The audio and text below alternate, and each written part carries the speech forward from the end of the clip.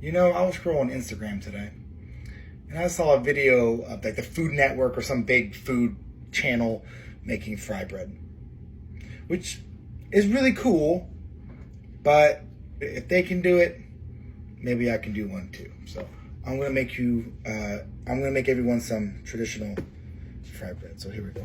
Fry bread is made up of three major ingredients. That's going to be your flour, your baking powder, and then your salt. Now, growing up, they never gave us any measurements whatsoever. When I would ask, they'd only say this much, and they'd show me their hand. So I got some rough measurements on the screen, but it can differ. Now, after dry mixing all my ingredients together in a bowl, I go ahead and fill myself up a cup of warm water. I will slowly pour that water into the bowl until the consistency feels right. And it should feel just a little bit sticky, but not enough to stick to your hand entirely. And after rolling it into a ball, I will cover it up with a towel, or I will sometimes use plastic and place it for somewhere warm for about 15 minutes.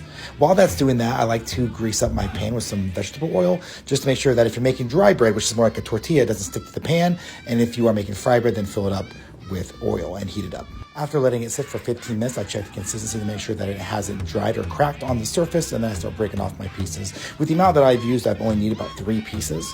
You can roll it out with a rolling pin with some flour so it doesn't stick, or you can use your hand, but you want your thickness of your dough to be about 1/4 inch thick, placing it into hot oil, spinning it every so often so it doesn't stick, and cooking it until it becomes golden brown like this. And if you're making dry bread, which is more like a tortilla, then you just want to coat your pan with a light layer of oil when you cook it so that it doesn't burn, and it comes out looking more like a tortilla, kind of like what you see here next to the fry bread, which is more of a fried golden brown.